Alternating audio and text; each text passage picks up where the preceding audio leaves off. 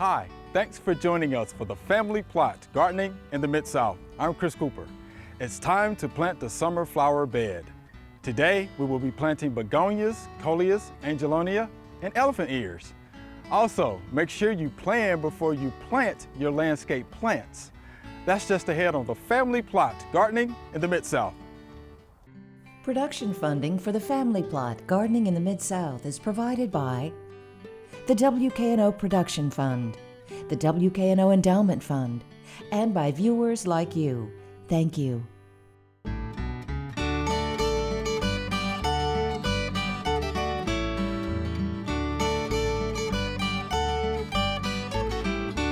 Welcome to the Family Plot. I'm Chris Cooper.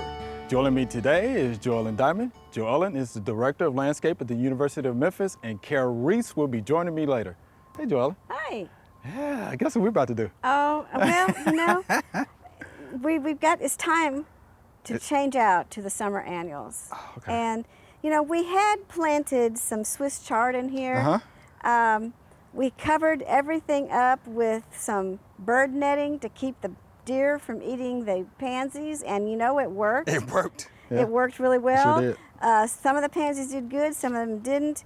This part of the country, sometimes some varieties of pansies don't do as well as others, and obviously the red ones that we planted did not do as well as the white. Yeah.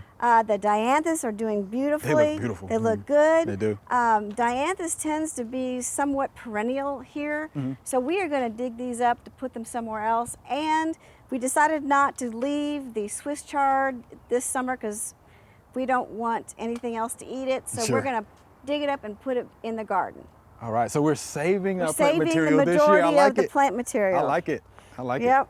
All right. The first thing we got to do is get this netting off. And Okay. it should be fairly easy, pulling up these stakes.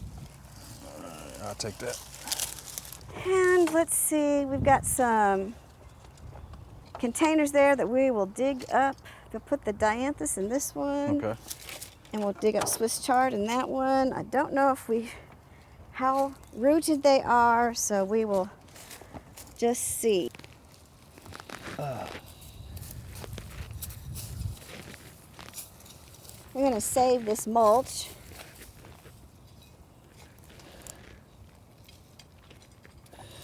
I'm just trying to dig up the root ball of this without and getting as many roots as I can without getting too many. Don't want to make big holes in the ground. I'm not pulling it by the tops. I'm just getting the root system so it stays together. It's pretty good root systems too, huh? They're really nice root systems. Right. Basket full of flowers. There we go. Now we'll get sit. those in the ground somewhere. Next, we'll do the Swiss chard. Okay. And we'll do the same thing with these. Move the mulch away. All right. And dig down. Try to get some roots with it. There's pretty good root systems on here too. All right, Joellen. Now the last one. That's the last one. Now it's dry, so we need to take all of these, and wherever we're transplanting to, we need to get them watered and put them in the ground as soon as possible so that they stay nice and healthy. Okay. And we got some daffodils left. We'll leave those. We've got some pansies we've got to get rid of. A few weeds here and there. Not much. Got a little bit of leaves in here. I might take the rake and just get those up. Looks pretty good. Yeah. And, you know, we could leave the daffodils just the way they are. Okay. And let them. So there's no need to tie them up we, yet? We, right? we could tie them, or we could just leave them. Just leave them? Okay. We'll see what it looks like. They seem to be in the back, and I don't think they're going to bother what we're going to plant. All right. Before we plant our annuals, I want to give them just a little bit of fertilizer. Slow release. It won't be very much, just enough to get them started. Yeah, what does your mom say? Just feed the chickens. I like that. Yeah. Feed the chickens. Yeah, feed the chickens. They don't need much. We've got colocasia here, called Black Magic, excuse me. These will get larger. It's early in the season for us, so they're fairly small. Picked them up from the nursery. And you see one of them has a weed. Ah, So we'll get that weed out. We don't want to encourage the weed in the bed. that's right. We'll have 3 of these, and in between them we're going to put some nice bright yellow coleus Hey, I like coleus. here and here. Uh-huh. And those should fill in together, and we'll have Angelonia and red begonias to go with this. We'll plant these 5 first. Okay. See how well they are rooted. All right. Again, we got our normal thing. We've mulched this bed. Just move the mulch out of the way All right. and dig your hole. Now these are pretty good sized pots, Joellen. Yes. I mean, how deep do we need to dig? Well, they need to be the same level that they are right now. Okay. So don't put them any deeper than the container is right now. So yes, you'll have to dig a little bit bigger hole because these are 6-inch pots. Mm-hmm. I don't know how well they are rooted, so I'll look.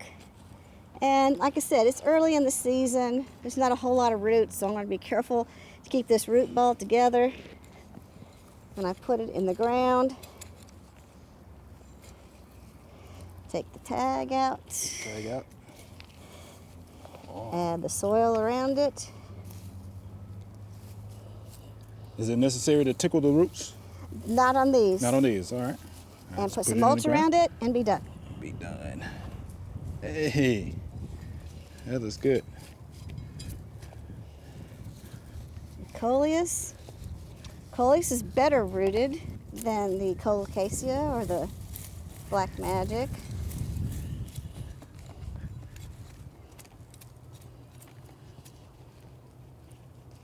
All right.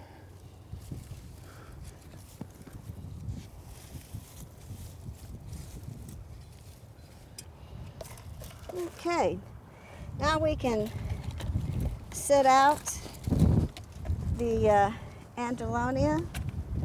There are all kinds of Angelonias. They usually come in whites, there's pinks, there's blues, Okay. and different shades of those. Yeah. They get about 12 Oh, inches tall or so, Oh, sometimes okay. a little taller. Okay. Just depends on the variety. right. And they'll last most of the summer. So in they the will. heat of the summer, they might go away, but then they'll come back when it gets cooler. Got it. So tell me a little bit about your pattern.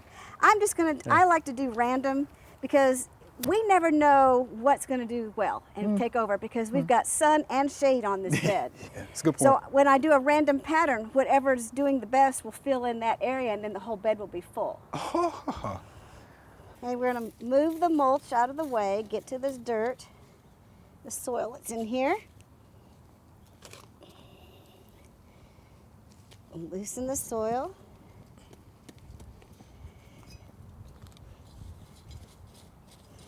Nice hole there for it. Pop it out of the container. See, it's got some circling roots, so we just move those around a little bit. Place it in our hole. Find some dirt around the side of it and put mulch up over the top and be done. be done. Got it.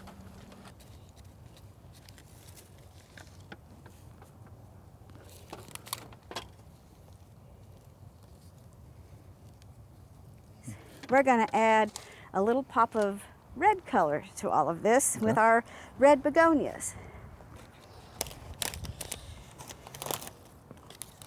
Again, we'll do these randomly Okay. in between all of this. Still kind of thinking of our random spacing, thinking of triangles, All right. keeping them spaced apart. And you'll notice we're kind of ignoring the daffodils, still spacing things evenly around them.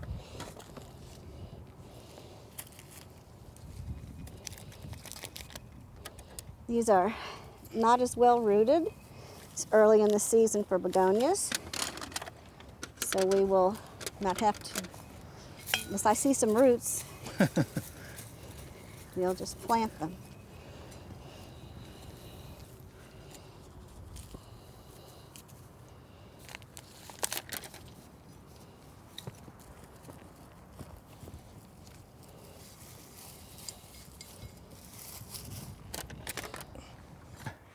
know, it's already colorful, and they haven't Already even looks grown good. in.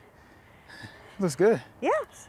How about that? Anxious to see how this looks in a little bit, especially when the Angelina get to blooming and that white standing out. Yeah. The purple colocasia gets larger. I like it.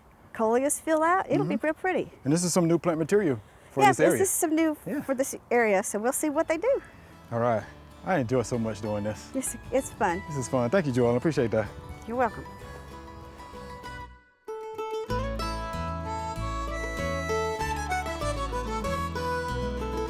This Japanese maple is under stress. Anytime trees are under stress, the secondary insect pest will be wood borers. We always talk about wood borers, and look, here's evidence of a wood borer. All right, there's an exit hole there. All right, here's one here. There's also one there. So what happens is, of course, they'll burrow into this wood, right? And it's going to disrupt the flow of water and nutrients to the upper canopy of this tree. Once it does that, it's going to be difficult to actually control the wood borer once it's in the wood itself. So at this point, there's not much you're going to be able to do. There's not going to be any chemical or anything else, right? So at this point, I usually tell folks to keep the tree as comfortable as possible. That means watering the tree and fertilizing the tree. So again, wood borers are secondary pests. They can be a pain. All right, we have Miss Kara Reese herself. She's the horticulture specialist with UT Extension. We're going to be talking about landscape planning. So where do we need to start with that? Well, I think a lot of people think about it in a lot of, I always think that the first thing they should do is start from inside the house looking out the windows. I think unfortunately a lot of people go outside and look at the house. And I think a lot of it should not necessarily even about what it looks like, but that they should consider what I want that landscape to do for my family. In a dream world, how are you going to utilize your outdoor space? And there's so many ways that it could serve you. If you like to do outdoor grilling or entertaining, if you need a place to play sports with the kids, if you've got pets. A lot of people now like to grow their own food and vegetables and herbs and have edible landscaping space. And of course, my passion is gardening for wildlife, so that's a thing. But I think all that should come first with make that landscape serve your family and your lifestyle, make it a happy place for you to live, and then think about how to define that space for those needs. Okay. Now let's talk about foundation plantings and its origins. Well, it was started really because in the old days, a lot of our houses started way up high off the ground, you know, to keep them away from the termites and the wood rot, wooden floors and such. And if you look at European homes or even old style homes in this country, they did not have the foundation plantings. That was a recent, probably about the Victorian era is when it began. So they began to do it so that the house didn't look like it was floating up in the air, and now it's simply a bad habit. And so people are sentenced to pruning their shrubs. And there's no way that that serves their lifestyle. In fact, I think it's a detraction from their lifestyle. All that time you could spend out enjoying your landscape, instead you've got to keep those shrubs from swallowing your windows. And why? Why do we do this?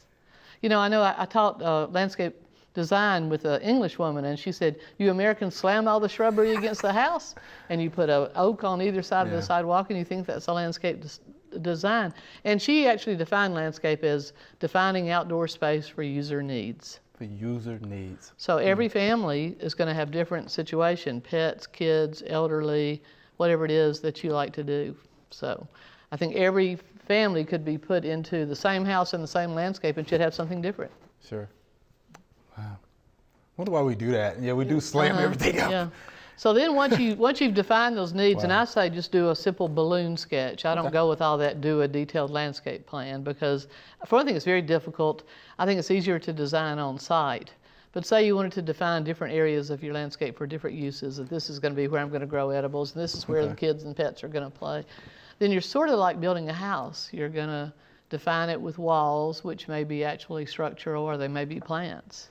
You might even think about ceiling. You either have open sky because you want the sunlight on your vegetables or your rose garden, or you want shade because it's where you're going to hang out and grill in the afternoon and want people to sit outside and enjoy.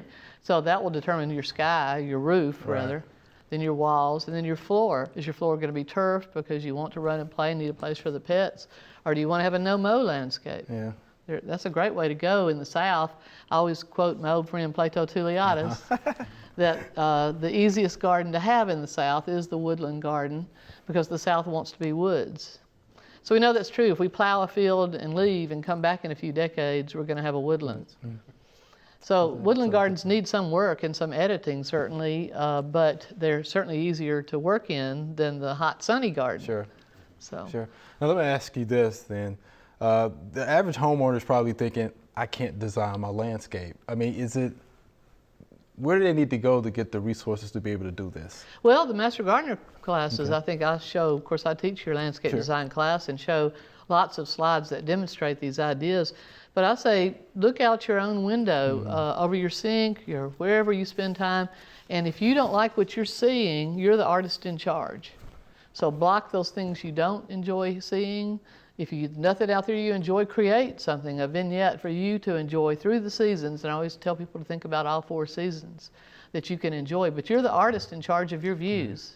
So just start there. And what's your priority area? You know, pick one and just start there and begin to work. And also, I don't want people to be afraid because I keep hearing this right plant, right place thing, you know. It makes it sound like you've got to get it right the first time and then your landscape will be perfect for here and forever. And that's just not true. Yeah. It's going to change over time, so your needs out of it. Plants get bigger than the tag said. Yes. Areas that used to be shady become sunny when a windstorm comes through. And we change our house. Yeah, we redesign our house, we put a window in, we change the floor, we paint. You can move plants, you can cut them down, you can add to. So I know you don't want to have to do a lot of that, but it's going to happen. And one of the great comforting things I read was every great garden's been in the wheelbarrow 3 times. So I think that's one thing, if I can do anything, is just relieve people's fear to just get out there and try something. Yeah. Now, are there times to hire a professional? Absolutely. Sure. I don't want to do a whole lot of work to drain it or build structures. And also, I think every time I've ever hired a professional, they gave me an idea I hadn't thought about. Right. So just having another brain in on there can be a good idea. So that might be a place to start, just to pay somebody to come out and do consulting. Okay. But yeah, I definitely want to ask you that question because I get it a lot. People are, well, I don't know anything about landscape design. How do I go about doing this? So it can be relatively easy or it can be as hard as you want to make it, right? Yes. Just kind of depends on what you want. And I start, people say drag hoses around to define beds. Hoses are heavy. Yeah. I like to use that light plastic rope you can buy at Walmart or wherever. Nylon ropes. Yeah, and just tie it to a couple of stakes and hammer it out. Define your beds, and bigger is always better. You're going to fill them up faster than you think. And then just put some stakes in the ground where you think you want the plants to go. That's and write smart. the names on them and move them around and make adjustments. It's really not rocket science. Yeah. I say anybody who can design a beautiful interior room or can do a great flower arrangement, same principles. No matter what field of study you're in or what art form, even music has similarities. Because you want some structure, some melody line, some rhythm, and then you want some improvisation on that. And the improvisation is where it starts to get kind of fun, That's when you start getting into the pretty stuff instead of the functional stuff. So you can have music in your landscape. Yes. I like that concept. Yeah, because think about the boring ones that you see. You've seen one of those. Right. And if you sang that, it would be na na na na na na. I like that. We don't want that. And also, I think a lot of people think they've got to have grass. When the shady landscape really loans itself to not having grass, and that moss can be a beautiful asset. And a mossy floor as your flooring can be fantastic in the woodland garden. More people are getting into that now. Yeah, they are. All right, well, thank you for that information. Okay. All right, I hope that'll be a good start, for our homeowners who are interested in landscape designing.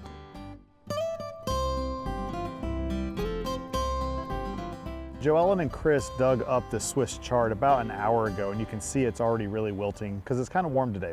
So we need to get it in the ground quickly. We're going to use this raised bed for it. So because it was already growing somewhere, a lot of the roots are damaged, which is why it's so wilted. You need to very carefully take the plant and put it into the soil and make sure that it is buried to the same level that it was before. And then, more important than anything else, is we got to make sure that this is well watered, because the plant has a lot of leaves and not as many roots as it used to have. We could even come in here to the bottom and maybe remove some of these leaves here to reduce the amount of water the plant needs to take up.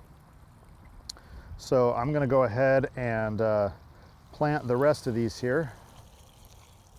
So we're done planting them. I watered them really good. I want to make sure that the wet soil isn't just on the very top. So I'm just going to pick a spot here and dig down a little bit. And yep, I went down about 6 to 8 inches and it's still wet, so that's good. We'll need to, make sure that these plants stay watered for the next week or two until they have regrown some roots, so they can then survive on their own with just the rain that we get. So we'll have to see how they do. All right, Joellen, here's our Q&A segment. You ready? I'm ready. All right, these are some good questions. Here's our first viewer email. Is there a secret to getting watermelons to grow large? And this is Katrina from Alexander, Arkansas. She says all her other veggies grow well, but the watermelons are never larger than a cantaloupe. All right? So can we help her out? Well, I hope so. Okay. I'm wondering what type of variety of watermelon she's growing. That's what I want. Because the big thing now is small watermelons. You know, the little individual compact, size watermelons. So I've grown large watermelons. My son has even grown large watermelons. But you only have you only leave 1 or 2 fruits on one vine. Right. That's how you're going to get some bigger ones. And you've got to watch, is it getting pollinated enough? Does it have enough space? Yeah, space. It's gonna need to sprawl out. Yeah. Of course. Yeah, we have a lot of area that we can sprawl the watermelons in. Okay. And pollination is one, and watering. And this is the problem: consistent watering. Right. And I know I have trouble with that during the summertime too. But it's consistent watering that they like, and because they need water a little bit longer, and more consistently through the growing season when they're producing. So that's usually the hardest part, is the consistent watering. I would agree with that. It's a watermelon, right? So it's going to need a lot of water. So it's pretty much 95% water, is what it is. So yeah, consistent watering is going to be huge, right? But again, let's go back to the varieties. It makes a difference, right? Huge So there's a difference. couple. Jubilee actually get a pretty good size. Yeah. There's a Carolina Cross that actually gets pretty large, and there's another one. It's called Black Diamond. Right, and I'm familiar with those, and they actually get a pretty good size, right? But again, soil fertility, pollination, watering is going to be a key, Ms. Katrina. Yes. And we think that'll help you out. All right, thank you for that question. All right, here's our next via email. How can I keep rabbits from eating my sunflower seedlings and then the birds from eating the mature sunflower seeds before I can? I hear you, Mr. James. So that's pretty funny. So how do you keep the rabbits away and the birds away? Well, you know what? There's something called bird netting. It's bird netting.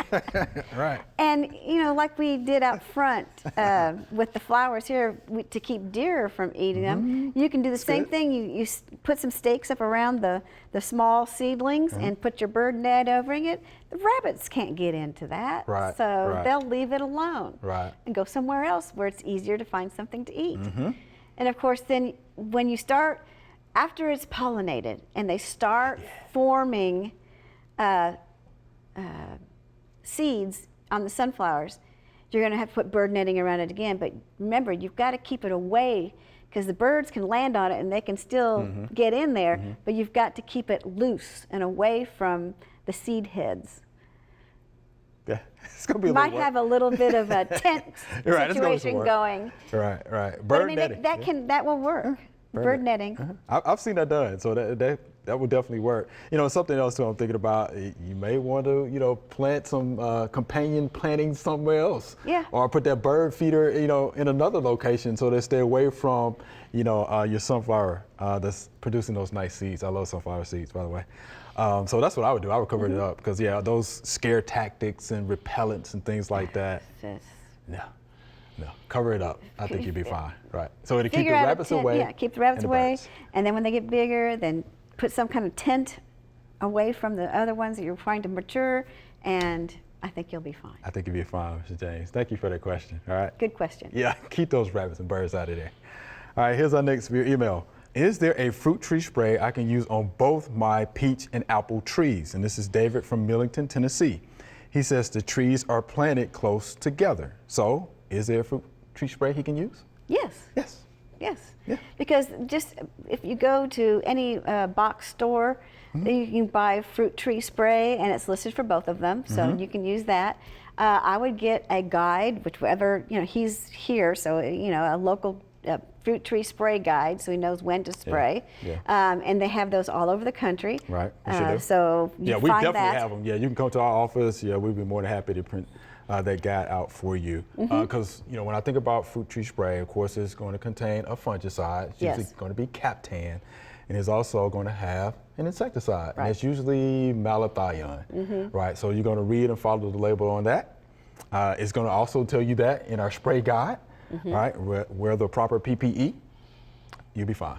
Yeah. You'll be fine. Because, for peaches, you're definitely going to need a fruit tree spray. Gonna need that. And, of course, you're going to need that for your apples as well. So there you go, David. Yes, you can buy a fruit tree spray. Read and follow the label on that, and you will be just fine. All right? John, that was fun as always. It was fun. Fun as always. Thank you much. Remember, we love to hear from you. Send us an email or letter. The email address is questions@familyplotgarden.com. And the mailing address is Family Plot, 7151 Cherry Farms Road, Cordova, Tennessee, 38016. Or you can go online to familyplotgarden.com. That's all we have time for today. Thanks for watching. It's time to start planning and planting this year's garden. FamilyPlotGarden.com has over 1,000 gardening videos to help this year be your best garden year ever. Go check it out. Be sure to join us next week for the Family Plot Gardening in the Mid-South. Be safe.